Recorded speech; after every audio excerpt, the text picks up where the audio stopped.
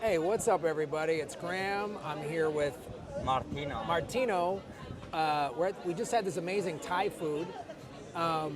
We're here in Manila at this mall, and we met on the Orange Pill app. I've talked about it a little. If you're new to Bitcoin or want to learn about Bitcoin, join the Orange Pill app. And we just reached out. There's a thing on the app where you just say other Bitcoiners in my area. And I saw he was 5 miles from me, and I reached out to him. And Just met for dinner. Just like met for that. dinner. He said, let's meet for dinner. So we had amazing Thai food. This great Thai restaurant. We had this was a red curry with shrimp, and we had this soup that was awesome. And then you had what did you have? Chicken with cashew nuts. It's already disappeared. We got in the conversation. I was going to show you guys the video, but we just started talking. And so, we were talking a little bit about it. What got you into Bitcoin? Into Bitcoin. Yeah. Well, as I was saying, like I'm a bit of a contrarian, and I tend to want to do things differently, being out of the system. Mm-hmm. And yeah, so when I discovered Bitcoin, I was ready for it. I guess I'd been preparing all my life to meet Bitcoin. It only happened a year ago, and yeah, when I started looking into it, I first heard about it actually. I was in Thailand. I went to a Bitcoin meetup. In Bangkok. In Chiang Mai. In Chiang Mai. A In Bitcoin Chiang Mai. meetup in Chiang Mai. And There's yeah, Bitcoin meetups everywhere. That's the point I'm yes, saying about when you the use community is big, all over the world. and actually these people at this restaurant you could pay like with Bitcoin, right? And so I was like, wait, what is this? And like, I got dragged to this meetup, and I didn't know anything about Bitcoin, and people were so nice. Like everyone there, like really excited. They wanted to explain, and they saw that I was receptive to the message. I kept asking questions, like trying to raise objection. But after a while, you run out of questions. Like, okay, there are no more objections. Like, you answered everything, you know. And I thought about it. I read more, and the more I was reading, the more I liked the idea. And then I was like, okay, like this year I'm just gonna get as many Bitcoin as I can. And what year was this? Just last year. Last year. Unfortunately, yeah. So, but yeah, it was still pretty good, you know. Still, at that time, Bitcoin was about 50,000. So now we are talking is like 95 or something. So Yeah, we just had an all-time high of 109,000. yes. So you've already doubled your money. Yeah, I guess so. And now we were talking about travel, and you run a publishing company because Yes. you used to be in academia, and again we were talking about how academia you sort of have to play by the rules and get these people like you, and I was like, it's a lot like Hollywood. Show business is a lot like this, where I have to like, and then they offer you a lot of money and you just like, okay, I'll do this or that, and you don't stay.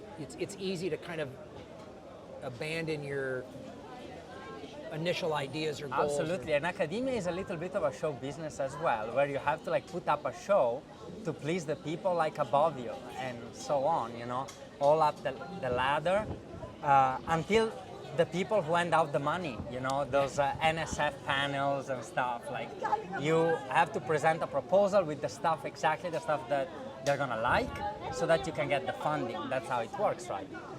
And yeah, like I just didn't want to play that game anymore. I think it's evil in a sense. Like, you get people, like you bribe people to stay within the system, and then you just kill their creativity, their dreams, their aspirations, you know, and you also cripple them in a sense, because you think you're only gonna be useful if you're like a rod into the system, you know. Right. And like I also like had this like weird sense of like guilt, like even for abandoning academia. They're saying, oh, but you study like 20 years that stuff, as if like that matters, and like I cannot like throw away the investment that society has put on me. All this kind of like, you know, guilt tripping ideas. But actually it's not like that. Like, if you feel something, like, yes, 20 years in academia had like made me a very unhappy person, unfortunately, you know, and that killed a little bit of my aspirations. And the ability to do something creative. And academia should be a place of expansive ideas and creativity and thinking differently, right? Absolutely, that's what absolutely. It should be. Research should be like that, but unfortunately it's not because of the way in which it is managed, because of the fiat system, we could say, because there in this system where we are in which we are living, people who are closer to the money printer are the one in power, and they get to decide everything. They get to bribe other people with money, and so they just can, dictate the direction in which the entire society is gonna go, right? That's the issue. And so now you're traveling. What's your favorite part about, now you've created this life where you have a publishing company that's doing well? Yeah, and it's all online, distribute through Amazon and other channels, so I can work from wherever I want, luckily. So I'm traveling in Asia here. So glad I met Graham. That's great. And so, yeah, we're like, I'm a comedian, I get to travel, and one of the things we're talking about, I've published a couple of books, and I've got this new Bitcoin book that isn't out yet, and we were just discussing on how to get it out there and get an editor and self-publish and all of this stuff. So what would you recommend if anyone's thinking about?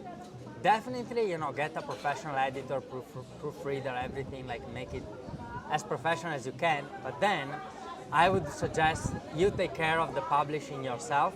It's not that difficult. You can outsource basically everything on the, cover creation, whatever you don't want to do yourself. But then the fulfillment of the printing and stuff, it's better done by Amazon and these other big platform. It's print on demand, right? It's print on demand. So they handle the customer, they print, whenever somebody orders, they just print and ship and everything. And still, the good thing is that you hold your rights to your book, so you can upload the book to as many platforms as you want, and you can pull it off at any moment. So you're still completely in charge, Mm-hmm. You're just using their machinery, but they're not really taking over, And I still think you're getting a pretty good cut, much better than with a normal editor, If you go through normal publishing channel, the author is gonna get almost nothing, Teeny. 2%, 3% of the price you read on the cover, On Amazon you can get let's say a third of the price that the customer pays, which is a pretty good share, I would say. Yeah. And if you do a high volume, then it really starts to add up. Yes. Well, that's really cool, folks. This is what I'm going to say. When you just get out there, travel, meet people, get on the Orange Pill app, go to meetups, and have some great Thai food. We had some awesome Thai food, and just we're in this beautiful mall in Manila, and we just figured it out. So that's life. This is life. This is what life should be: meeting people from other parts of the world, having a common ground, talking, sharing food. This is what it should be, right? Absolutely. This is what it should be. So thanks for watching, everybody. There will be more of these. Like, share, subscribe. Put in the comment section where you want to travel to, some of your favorite travel experiences, or where I should go, and what your favorite food is. I just want to hear what everybody's favorite is. Thanks. Bye, guys.